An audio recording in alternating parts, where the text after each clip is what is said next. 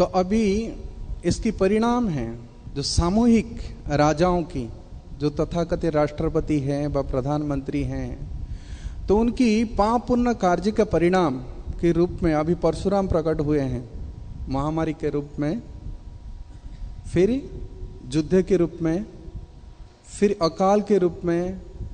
तो इसी प्रकार की एक के बाद एक इस प्रकार कष्ट मानव समाज को भुगतना पड़ेगा। जय श्री श्री राधा पार्थ सारथी ललिता विशाखा श्री श्री को निताय श्री श्री सीताराम लक्ष्मण हनुमान की जय। तो और एक तात्पर्य में प्रभुपाद लिखते हैं 10:4-3 में, तो जब अर्जुन ने भगवान से पूछा, प्रभु ये क्या है, ये तो भयंकर रूप है, ये 18 अक्षौणी जो सेना है ये तो सब ऐसे खत्म हो जाएंगे इस रूप को देख करके। तो भगवान तुरंत उत्तर दिए, आप कौन हैं? भगवान क्या बोले? कालस्मि लोक क्षयकृत प्रवृद्ध लोकान समाहर्तुमिहं प्रवृत्त। मैं पूरा ये समाज को नष्ट कर दूंगा। लोकान समाहर्तुम, सबको ध्वंस कर दूंगा। क्यों? मैं काल हूं, कालोस्मि लोक क्षयकृत। तो प्रभुपाद तात्पर्य में यही लिखते हैं कि जब अर्जुन ने विराट रूप कृष्ण से पूछा आप कौन हैं, तो भगवान ने कहा कि साक्षात काल हूं। प्रकृति की नियम है कि जब अवांछित रीति से जनसंख्या में वृद्धि होती है तो काल प्रकट होता है, और भगवान की ऐसी व्यवस्था बनती है कि लोग बड़ी संख्या में युद्ध, महामारी, दुर्भिक्ष आदि नाना कारण से मारे जाते हैं। उस समय नास्तिक राजनीतिक नेता भी गिरजाघर, मस्जिद या मंदिर जाकर ईश्वर से कृपा मांगते हैं, किंतु इसके पूर्व वो भगवान को या उनकी इच्छा को जानने का कोई प्रयास नहीं करते हैं। तो ये काल के एक दूसरे रूप हैं, और ये सब राजाओं की कार्य से इसी प्रकार भगवान काल रूप में प्रकट होते हैं। तो महाभारत में कितनी राजा आए थे, सब इकट्ठा हुए थे, है ना? तो भगवान ने उसको एक एक करके नष्ट की। फिर जितने बचे थे, फिर बाद में जरासंध लेके आता था, तो फिर भगवान इसको खत्म किया। बैठे बैठे दोनों भाई यही कार्य में लगे हैं। वृंदावन में थे तो खेतीबाड़ी कर रहे थे, हल पकड़ लिए थे बड़े भाई, और दूसरा भाई तो गोचारण किए। लोगों को बताए कि आप लोग ऐसे खेती करो, गोचरण करो, सुख में रहोगे, लेकिन सुने नहीं राजा, ईश्वर के विचार पर ध्यान नहीं दिए। फिर बाद में इस प्रकार युद्ध के रूप में, काल के रूप में भगवान प्रकट हो। तो इसलिए राजाओं को शासन करने के लिए राजदंड कौन धारण करते हैं? भगवान। ये राजाधिराज महाराज। और राजा को प्रशिक्षित होना चाहिए किसके द्वारा? विद्वानों के द्वारा, ब्राह्मणों के द्वारा, साधुओं के द्वारा। अच्छा है कि उत्तर प्रदेश में जो राजा हैं वो संतों की सलाह लेकर के उन्होंने गोरक्षा बंद किए, है ना, वृंदावन और बरसाना को तीर्थ स्थान घोषणा की। और वो आदर्श अमेरिका सरकार अभी फॉलो कर रहे हैं ना, जो भी है कुछ उन्होंने नियम कुछ बनाए थे, है ना, जो इसी प्रकार के क्या करते हैं, कभी कभी लोगों को सताते हैं तो उनको ऊपर बहुत टैक्स, जो लोग दंगा किए थे तो उनके ऊपर बहुत टैक्स लगाए। तो पहला है कि यदि कोई बातें में नहीं सुनता है तो उसको लातों में समझाना पड़ेगा, है ना। तो अर्जुन सरेंडर था, वो बातें में समझा दिए। और भगवान ने कहे अगर यदि तुम युद्ध नहीं करोगे ना तो क्या होगा? क्या होगा? भगवत गीता में सलाह दी है ना, बताइए पीताम्बर प्रभु क्या बोले? अगर जो तुम नहीं लड़ोगे तो क्या होगा?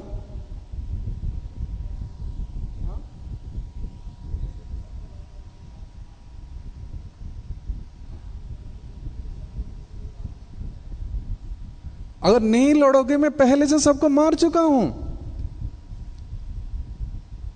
और न स्रस्वसी विनंक्षसी जद अहंकार आश्रित्य, यदि आप अपने अहंकार बस ये सोचोगे नहीं नहीं,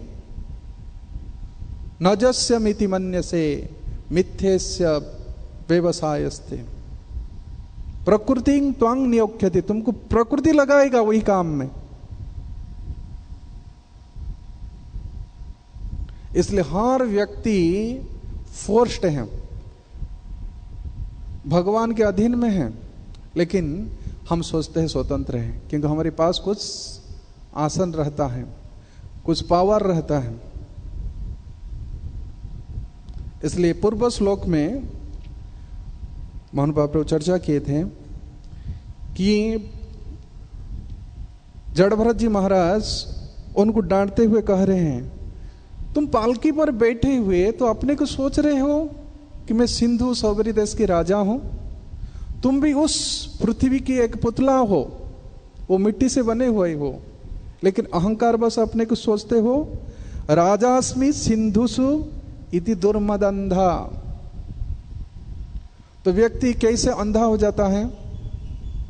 एक तो कहते धन दुर्मदांध, इसे कहते कामांध, काम से अंधा हो गया। लेकिन धन के लिए कहते हैं कि धन दुर्मदांध, दुर्मद, मद उत्पन्न होता है और वो नशा छुड़ाना बहुत कठिन है। काम की नशा तो छूट जाएगा, लेकिन जिसको धन की लत पड़ गया है तो वो छूट नहीं सकता। क्यों? क्योंकि धन के साथ और 15 प्रकार की व्यसन रहता है। स्त्री लंपट भी होता है। तो this is the miss use of position. वो धन को यदि हम दुरुपयोग करते हैं तो यही परिणाम भुगतना पड़ेगा। इसलिए राजा को हर समय ब्राह्मणों के द्वारा, साधुओं के द्वारा, क्योंकि वो शास्त्र नहीं समझ सकेगा, क्योंकि उसके पास रजगुण है। इसलिए ब्राह्मण जो सत्वगुण में है वो शास्त्र को सार कुछ जानते हैं। इसलिए प्रभुपाद तात्पर्य में लिखते हैं कि जो राजा कभी कभी इस प्रकार अपने पोजीशन का दुरुपयोग करते हैं तो उनके लिए क्षत्रिय रूप में भगवान स्वयं आते हैं, परशुराम के रूप में, और ये महामारी अकाल के रूप में आते हैं। तो इसलिए कह रहे कि आप अंधे हो, क्योंकि एक के हैं आपके पास धन भी है और दूसरा आप अपने पोजीशन को मिस यूज कर रहे हो।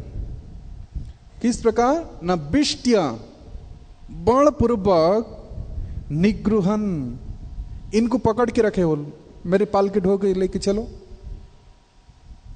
कभी सोचे चप्पल भी नहीं था, जो लोग पालकी ढो रहे थे किसका पैर में चप्पल नहीं था, उबड़ खबड़ रास्ता है,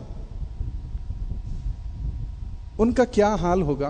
कभी राजा होकर के प्रजा के विषय में सोचना चाहिए कि नहीं? इसलिए आपका अंदर कोई दया नहीं है, निरनुग्रह असी। तुम कितने निर्दयी हो। और निर्लज व्यक्ति को यदि आप उपदेश दो, उसका निर्दयता नहीं हटता है। अब देखो, कभी कभी वो दूसरे को उपदेश भी देते हैं। जैसे कंस देवकी के 6 पुत्रों को मार दी, अपना भांजा को मारा, और जब दुर्गा देवी ने प्रकट होकर की कही कि तुम्हारा शत्रु अन्यत्र जन्म ले चुका है, तुम निर्दोष ये संतान को हत्या मत करो, तो उस समय उनको अकल आ गया और अपने बहन और जीजाजी के पास आकर के हाथ जोड़कर ये कह रहा है, मुझे माफ कर दीजिए।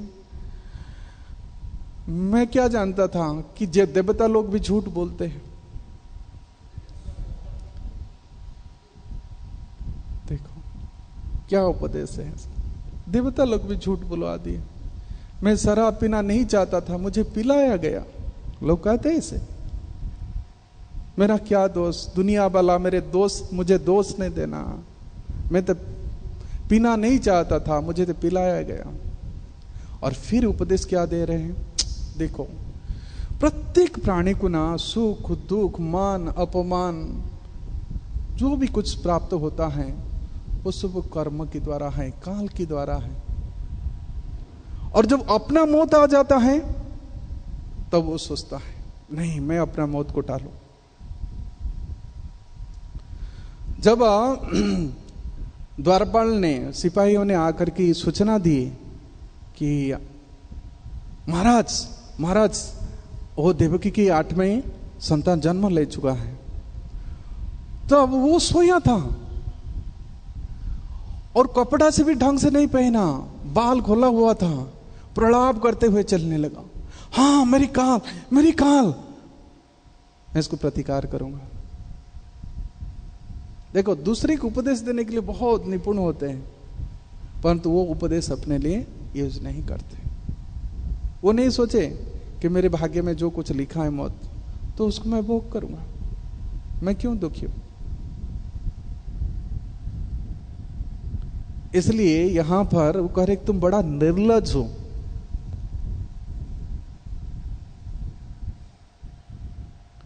कि आप प्रजाओं को सुरक्षा करने के लिए कोई आपका विचार नहीं है, लेकिन आप डींग मारते हैं, जनस्य गुप्तास्मि विकथ्यमान। सभा में जाकर ये कह रहे कोई ऐसे ताली बजा कर जोर जोर से माइक्रोफोन कंपा देते हैं, हम देखो ये राजा है, हम प्रधानमंत्री, ये सुव्यवस्था किए हैं। लेकिन उनकी कैसे सुरक्षा होगा, कभी आप सोचे हैं इस विषय में? विकथ्यमान, आप तो बड़े बड़े सभा में ऐसे जोर जोर से आवाज देकर ही कहते हो, हाँ जनस्य गुप्तास्मि, मैं ही प्रजा का रक्षक हूं, मैं प्रजा का रक्षक हूं। परंतु आपकी बातें जो है ना, न शोभसे, ये शोभा नहीं देता है। कहां पर शोभा नहीं देता है? वृद्ध सभासु धृष्ट। अरे धृष्ट, ऐसे बड़े चढ़ करके बात करने वाले, इसको क्या बोलते हैं? जो बड़ा बड़ा बात करता है, काम बहुत कम करता है। इसमें कभी कभी ना जोर बादल गरजता है लेकिन बारिश नहीं होता है, ऐसे कहते हैं। इसको कहते बहास्फोट, ओडिया में इसको बहास्फोट बोलते हैं। हाँ, बड़ा डींग मार की बात करता है लेकिन कुछ करता नहीं है, कुछ भी नहीं करता है। धृष्ट, हाँ, जो गरजते हैं वो बरसते नहीं है, ये धृष्ट है। ऐसे बड़े बड़े बातें करने के लिए कहते हैं, हाँ इस बार यदि मैं शासन पर आऊंगा तो सबको राम जैसे, है ना, राम राज्य में बना दूंगा, सबको सुख सुविधा मिलेगा। लेकिन बाद में वही रावण जैसे वो बन जाता है। कहते इसलिए न शोभसे, न शोभसे, इसी बातें जो है ना, वृद्ध सभासु, वृद्ध का मतलब है एक तो होता है वय वृद्ध, एक तो होता है ज्ञान वृद्ध। तो वृद्ध सभा मतलब जो विद्वान की जो सभा होता है, उस सभा में ऐसे बात शोभा नहीं देता है। सब आपको गाली करे, है ये ऐसे बात करे, उठो उठो उठो। ये कौआ को कौन लेके आ गया? न शोभते ज्ञानमणम निरंजनम, न जत्र हंसा निरमंति उसख्यया, तदबायस तीर्थ उसंति मानसा। ऐसे ये कौआ जहां कहां करते हैं तो हंस लोग वहां नहीं जाते, और हंस लोग की सभा में यदि ऐसे कौआ आ गया तो उसको भगा देता, चलो या नहीं है आपका स्थान। तो इसी प्रकार जो क्षत्रिय हैं, हाँ, उसके धर्म बता गया है, राजा का धर्म बता गया है, राजधर्म। युधिष्ठिर महाराज को राज सिंहासन आरूढ़ करने के पहले भगवान ने उनको विविध धर्म के विषय में समास और व्यास विस्तार से बताए। स्त्री धर्म क्या है, राजधर्म क्या है, विभिन्न धर्म के विषय में बताए कि धर्म ही मानव समाज को सुरक्षित कर सकता है। और राजा का पहला कर्तव्य है, प्रभुपाद पहला स्कंद में लिखे कि परीक्षित महाराज जैसे वो जाए, देखे कि प्रजा लोग धर्म के पालन कर रहे कि नहीं, बस एकमात्र ही कार्य है। स्वधर्मणं तमभ्यर्च्यं सिद्धि बिंदति मानव स्वे स्वे कर्माणि भीरतः संसिद्धिर्लभते नर। तो सिद्धि इसमें है कि प्रत्येक व्यक्ति अपने अपने स्वभाव के अनुसार धर्म को पालन करे।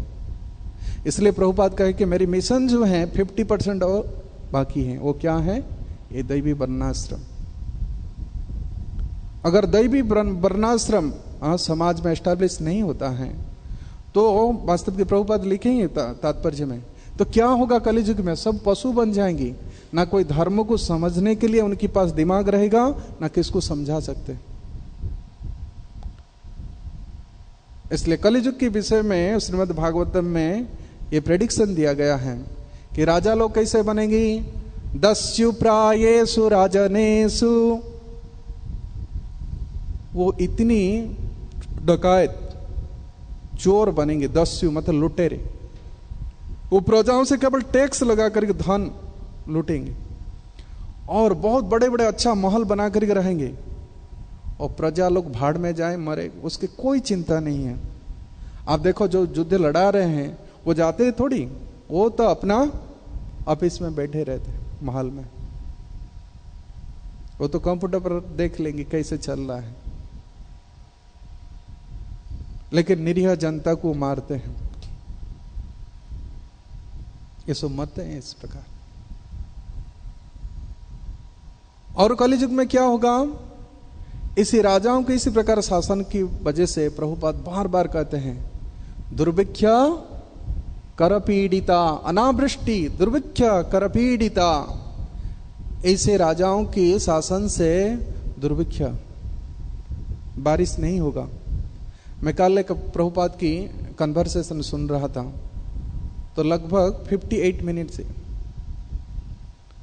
तो प्रभुपाद ये कह रहे हैं, जो जिन्होंने मिलने के लिए आए हैं, तो वो बहुत विद्वान हैं, नहीं जानता, उनका नाम मेंशन नहीं है। तो वो प्रभुपाद से पूछ रहे हैं कि क्या सलूशन है। तो प्रभुपाद बोले कि यदि कोई लीगल विषय में कुछ डिफेक्ट रहता है तो हम लोग किसके पास जाते हैं? लॉयर के पास। यदि हमारा कुछ फिजिकल डिफेक्ट रहता है तो हम डॉक्टर के पास जाते हैं। तो उसी प्रकार ये जो समस्या है, इस समस्या को हल करने के लिए साधु के पास जाना चाहिए। और प्रभुपाद वो दे रहे हैं सलूशन, लेकिन नहीं समझ पा रहे। फिर प्रभुपाद रिपीट कर रहे हैं, I told you that is the only solution. कि जितनी जमीन पड़ा है आपके अफ्रीका में, ये शायद कौन सा जगह में था ये प्रभुपाद का लेक्चर, ये वर्णाश्रम करके आप टाइप कर सकते हैं, वो 72 में दिए लेक्चर, नयर कुछ ऐसा है। तो प्रभुपाद बोलते हैं कि साउथ अफ्रीका में कितनी जमीन है, कोई खेती नहीं कर रहे हैं। हमारे भारत में भी लोग क्या कर रहे हैं? गांव छोड़कर के शहर जाते हैं पैसा कमाने के लिए। अगर हम यदि कल्टीवेट करें, हाँ, खेती करें और गो पालन करें, तो कोई खाद्य समस्या नहीं रहेगा। There is no food crisis. तो स्कैरसिटी कैसे होता है कि हम कृषि गोरक्षा ये छोड़ देते हैं और धन कमाने के लिए हम बिजनेस करते हैं और नौकरी करते हैं, शूद्र काम करते हैं। और ईमानदार शूद्र भी नहीं है, वो धोखाबाज शूद्र है। तो प्रभुपाद कितनी सिंपल सलूशन दिए हैं कि समाज की सुरक्षा के लिए, समाज के सुख के लिए जैसे प्रभु जी उस दिन बोल रहे थे कि पुनर्मुसी का भव, लेकिन हर राजा सोचता है पुनर्खुशी का भव, खुशी का, फिर खुशी आ जाएगा। हाँ, इतनी कष्ट जाने के बाद फिर कहते हैं हम सब अपने इकोनॉमी को बढ़ाएंगे। इसलिए एक परफेक्ट क्षत्रिय हाँ ये समाज में नहीं है, परफेक्ट ब्राह्मण नहीं है। इसलिए प्रभुपाद चाहते हैं कि ऐसे का समाज को सृष्टि करे जो समाज को गाइड करे। पैर हैं, पेट हैं, हाथ भी ठीक तरह से बाहु नहीं है और दिमाग तो है नहीं, खोपड़ी उड़ गया है।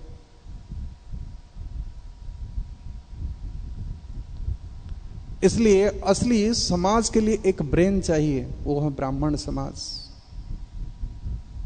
और प्रभुपाद और एक परपट में लिखे हैं कि पाश्चात्य जगत में धन की क्यों वृद्धि हो रहा है, क्योंकि ये धन इसलिए कमा रहे हैं, इसलिए इलिसिट सेक्स,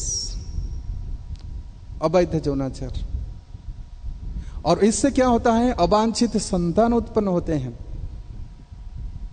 स्त्रीसु दृष्टासु वास्नेया जायते वन्न संकर, संकर नरकायेव कुलघ्नानं कुलस्य च पतन्ति पितरो हेषां लुप्त पिंडोदक क्रिया दोषर एते कुलघ्नानं वर्ण संकर कारकै उत्साद्यन्ते जाति धर्मा कुल धर्मा शाश्वताः। तो प्रभुपाद तात्पर्य में लिखते हैं कि जो अनवांटेड पॉपुलेशन का ग्रो हो गए, इसलिए इस प्रकार महामारी आ रहा है। और राजा के कोई शासन नहीं है।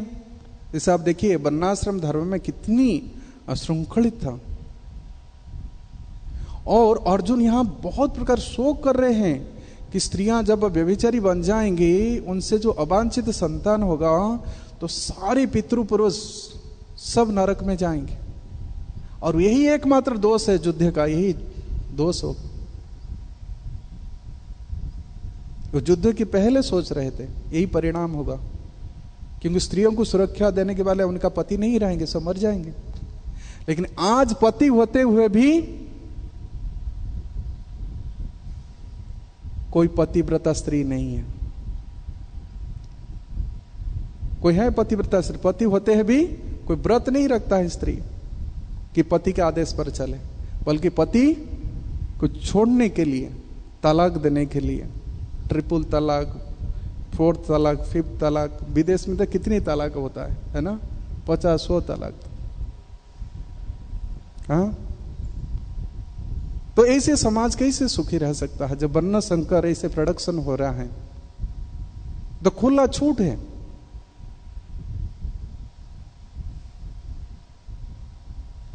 तो इसलिए जो परफेक्ट क्षत्रिय न होने के कारण आज समाज में इस प्रकार अव्यवस्था फैल रहा है, अराजकता फैल रहा है, समस्याएं ऐसे बढ़ रही है। क्योंकि क्षत्रिय जो गुण है वो नहीं है वो जो राजा, राष्ट्रपति व प्रधानमंत्री होते हैं। तो पहला है क्या, शौर्य, तेज, धृतिर, त्राख्य, युद्धे च पलायनम, दान ईश्वर भावस्य, क्षत्र कर्म स्वभावजम। ईश्वर भाव, मैं शासक हूं बस, लेकिन उसके पीछे कोई दम नहीं है। आपके पास ना शौर्यता है ना शक्ति है उस प्रकार। तेज, जिसको देख करके डर के भाग जाते थे। परशुराम जब ने उठाए फरसा, हालांकि वो ब्राह्मण थे, उनके तेज देख करके। पृथु महाराज थे, परफेक्ट राजा। परीक्षित महाराज थे, कली झुक गए। सुत गोस्वामी से प्रश्न कर रहे सौनकादि, कहते जिनकी चरण कमल में आकर के सारे राजा लोग सब धन रख करके जाते थे चरण की चौकी तक, चौकी पर, ऐसे राजा क्यों छोड़ दिए? चक्रवर्ती राजा थे, उनकी कोई शत्रु उनके सामने हिम्मत नहीं करता था लड़ाई करने के लिए, फिर भी उन्होंने त्याग कर दिया। लेकिन प्रभुपाद लिखते हैं कि आज के जो राजा हैं जब तक वो गोली नहीं खाते हैं तब तक वो राज सिंहासन नहीं छोड़ते। वो इतनी आर्टिस्ट है।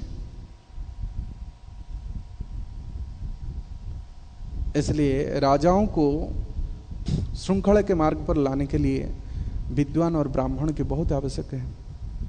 लेकिन पहले तो राजाओं की क्या है, मंत्रिमंडल में क्या कौन रहते थे? राजगुरु होते थे, राजगुरु। और जैसे अकबर की राज्य में 9 ऐसे विद्वान ब्राह्मण थे जो सलाह देते थे राजा को। लेकिन आज कोई सलाहकार नहीं है। वो भी कंस की जैसे, कंस के मिनिस्ट्री में सो कौन कौन थे? Mrs Putana, Mr Aghasur, Mr Bakasur, ये सब आ जाते थे। बताओ असेंबली में क्या होगा ना? Child killing. पहले पुतना को भेज दिया गया, जाओ भाई मारा। तो ऐसे ही आज की जो तथाकथित राजाओं की मंत्रिमंडल में ऐसे अघासुर, बकासुर, चाणोर, मुष्टिक, सल, तोसल ऐसे रहे। और जरासंध के असेंबली में ऐसे रहते। इन्होंने 18 बार कैसे 17 बार कैसे हिम्मत किया लड़ाई करने के लिए? वो ऐसे ही हर बार ही कहते थे, महाराज ये आपके भाग्य में ऐसे लिखा हुआ था, लेकिन पुरुषार्थ तो बड़ा होता है, आप हिम्मत मत हारिए, जाइए। फिर उन्होंने 23 अक्षौणी सेना लेकर के जाता था हर बार। और यहां तक जरासंध कह रहा है कि देखो, जब शिशुपाल की पत्नी चल गई है ना, रुक्मणी को भगवान ने हरण कर लिए, उस समय भी जरासंध कितना ठाट बाट में बोल रहा है कि देखो तुम इतने के बड़ा अपने पत्नी चोरी चल गया, इतने में रो रहे हो। बस एक बार हिम्मत है तो देखो हमारी हिम्मत। 17 बार लड़ाई किया हिम्मत रख करके। और बेशर्मा कितनी बार हारा? 17 बार। ये नहीं कर रहा है 17 बार मैं लड़ाई किया, लेकिन 18 बार, 8वीं बार में विजय प्राप्त किया। तो ये है बेशर्मा का राजा, ये जरासंध। जैसे जरासंध का तो कम से कम शक्ति था, हाँ, लड़ने के लिए। लेकिन ये सरासंध का क्या है स्थिति? उल्टी सर वाला है। तो इसलिए ये बन्ना शंकर संतान और बन्ना शंकर भी, राजा भी इसी प्रकार से स्थिति में है। किसी के मन में कोई धर्म की भावना नहीं है, लेकिन ऐसे संकट आने पर वो गिरजाघर जाते हैं, मस्जिद जाते हैं, मंदिर जाते हैं, दुआ करते हैं, प्रभु बचाइए, और तो कोई उपाय नहीं। आंख से आंसू आ जाते हैं, लेकिन उसके पहले भगवान की योजना के विषय में बिल्कुल उनका विचार नहीं होता। तो इसलिए हमको ऐसे जड़भरत जैसे विद्वान की, परमहंस की, ब्राह्मण की, श्रील प्रभुपाद जैसे समाज को सुधारने के लिए कितनी ये सब शब्द दिए। इसलिए ये जो श्रीमद् भागवतम है, प्रभुपाद के ग्रंथ हैं, यदि वास्तविक हम प्रचार करें, उनको शब्द को दोहराए, तो देखो समाज में शांति आ सकती है। इसलिए प्रभुपाद कहते थे, जाओ सब बड़े बड़े जज को प्रचार करो, मंत्रियों को, ये ग्रंथ दो। कितने स्टेटमेंट हैं इस विषय में, और प्रभुपाद इसके पहले 50-60 साल पहले ये प्रेडिक्शन दे चुके थे इस चीज। इसलिए अभी समाज को श्रृंखलित करने के लिए अभी ये तथाकथित जो राजा हैं, इनको ही प्रभुपाद की पुस्तक देना चाहिए, ताकि समाज वो सुधार सके। यदि वो कुछ शब्द को पढ़ ले, हाँ, समझ जाए, तो कुछ सुधार हो सकता है। हरे कृष्ण। किसके कोई प्रश्न है?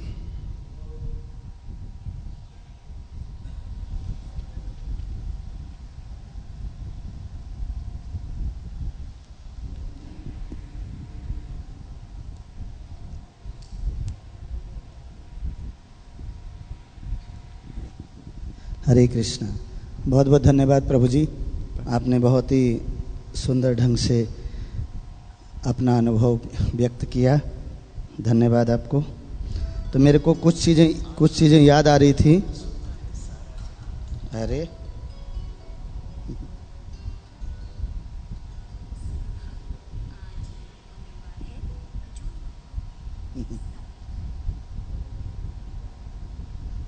तो मैं बोल रहा था कि मेरे को जो बीच में स्मरण हुआ कि प्रत्येक व्यक्ति ने अपनी गरिमा, अपने पद की गरिमा और अपना जो कर्तव्य है और अपना स्तर, जीवन स्तर जो है उसको खोया है।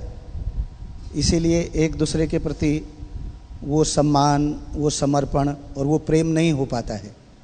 जैसे पहले पत्नियां, जैसे पत्नी की बात आई थी, तो आज पतियों ने भी अपनी जिम्मेदारी और अपना प्रेम, विश्वास और वो सब चीज़ खोया है।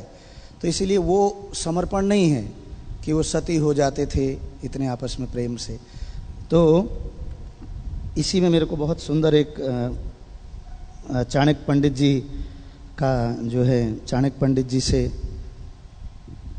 पूछा कि आप तो चंद्रगुप्त मौर्य को राजा बना रहे हैं, आप तो सन्यासी हैं,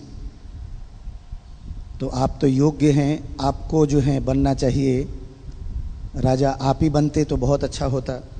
तो चाणक्य पंडित जो हैं कहते हैं कि मैं तो सन्यासी हूँ, मैं जो है राजा का गुरु बन सकता हूँ, मैं राजा का गुरु बनूंगा। तो क्योंकि राजा जो है चंद्रगुप्त को ही बनना चाहिए, इसलिए क्योंकि उसके पास पुत्र, पत्नी, परिवार सब है, उसको सुख दुख के बारे में पता है कि नहीं। तो वो जो है जो सही ढंग से देखेगा वो मैं नहीं देख पाऊंगा, तो इसलिए मैं जो है इस पद को स्वीकार नहीं करता हूँ। तो मोटा मोटी कहने का मतलब यही है कि प्रत्येक व्यक्ति ने अपने स्तर, अपना कर्तव्य, इन सब को खोया है, इसीलिए वो सब चीज़ नहीं हो पाता है जैसा हम भागवत में सुनते हैं, समर्पण। बस यही कहना था। धन्यवाद। हरे प्रभु जी के कुछ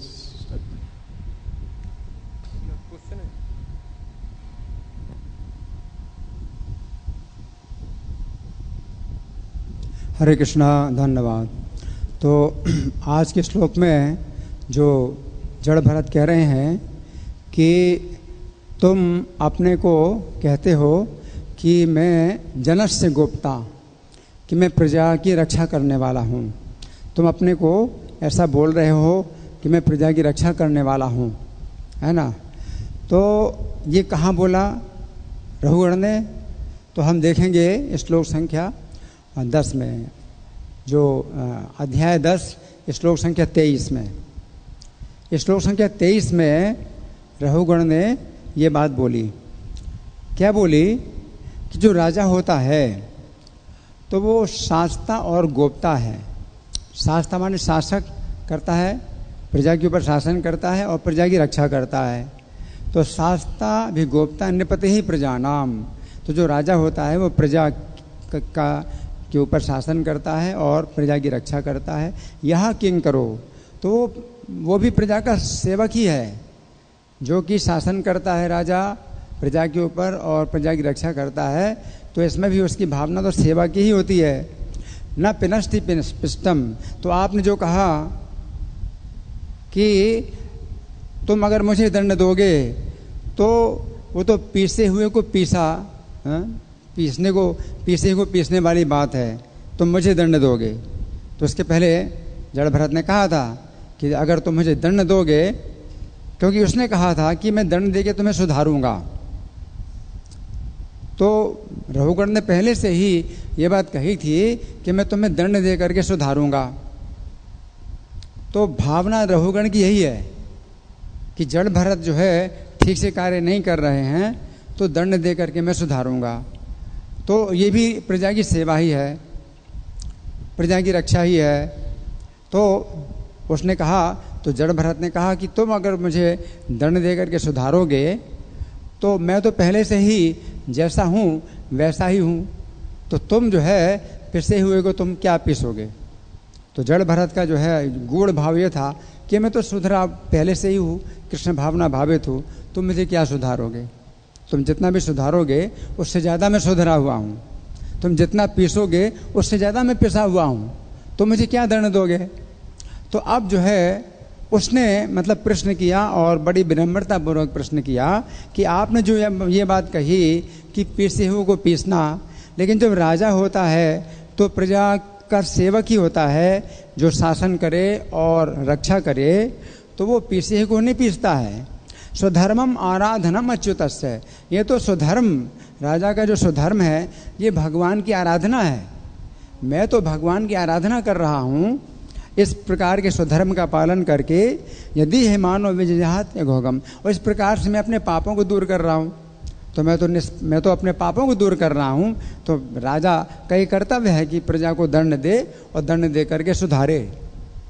तो जब ये बात कही कि 5-10-23 में ये बात कही, तो इसी का ही उत्तर ये कह रहे हैं कि तुम कह रहे हो कि तुम गोप्ता, हाँ, तो एक तो उन्होंने कहा शास्ता और गोप्ता, दोनों राजा के लिए कहा। तो जड़ भरत का कहना है कि तुम शास्ता तो हो, शासन तो कर रहे हो, लेकिन गोप्ता कैसे हो, तुम रक्षा क्या कर रहे हो, तुम प्रजा की रक्षा क्या कर रहे हो। क्योंकि तुम क्या कर रहे हो, अधिक कष्ट दीनान सोचा निमांस, और तुम जो है इनके ऊपर और कष्ट लाद रहे हो, बिना वेतन के, बिना पैसे के तुम इनसे काम करा रहे हो, अपनी पालकी ढुआ रहे हो बिना पैसा दिए। तो तुम किस प्रकार से रक्षक हुए, तुम कैसे रक्षा करते हो।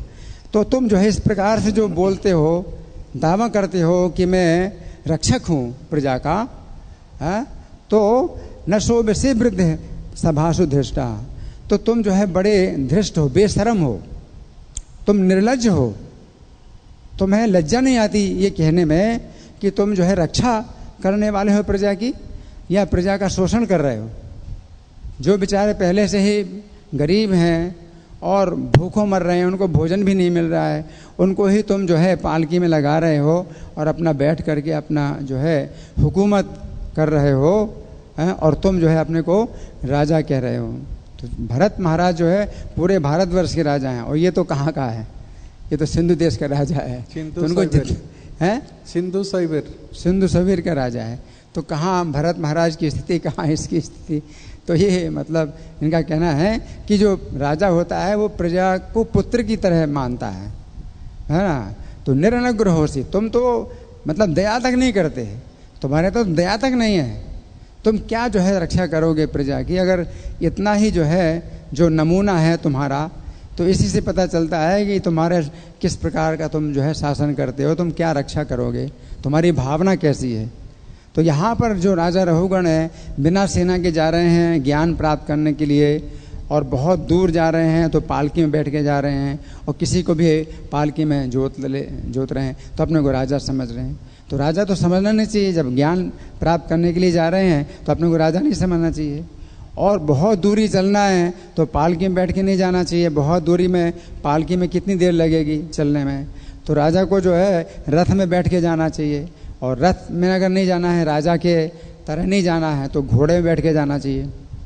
तरीका ये होता है कि राजा को बहुत दूरी अगर पार करनी है और अकेला जाना है, अपने साथ में सेना नहीं लेके जाना है, ज्ञान प्राप्त करने के जाना है, तो कम से कम घोड़े में बैठ करके जाए।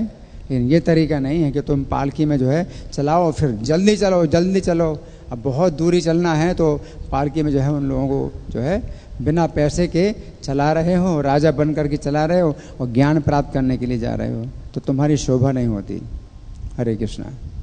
हाँ, एक चीज जो है प्रभुपाद तात्पर्य में लिखे हैं कि वास्तविक राजा को भी पता नहीं है कि प्रजाओं को भी पता नहीं है कि जीवन के क्या लक्ष्य है। नते विदु स्वार्थ गति ही विष्णु दुराशया ये बहिरी अर्थ मानिना तेपि स्वतंत्र उर्दामनि भब्धा अंधा जथा अंधेव रूपनीय मान। तो जनता भी सब अंधे हैं और राजा भी सब अंधे हैं। और एक जगह पे वही परपट में लिखे थे कि यदि कोई इस प्रकार धर्म के अनुसार शासन नहीं करता है तो क्या है, जो धर्म के अनुसार करता है उसको धर्मराज कहते हैं, और जो आसुरिक प्रवृत्ति में शासन करता है उसको कहता है असुर राज। तो इसलिए राजा की पोस्ट नहीं लेना चाहिए। न मुच्चेत यदि समुपैत्य मृत्युम गुरु न सस्यात स्वजन न सस्यात न माता न सास्यात, ये सब है। तो आज समाज में उसी प्रकार है, इसलिए राजा को ऐसे विद्वानी मंडल की बीच में बैठकर ही कम से कम सुनना चाहिए, तब फिर सुधरेंगे। हरे कृष्णा। श्रील प्रभुपाद की जय। ग्रंथराज श्रीमद् भागवतम की जय। समवेत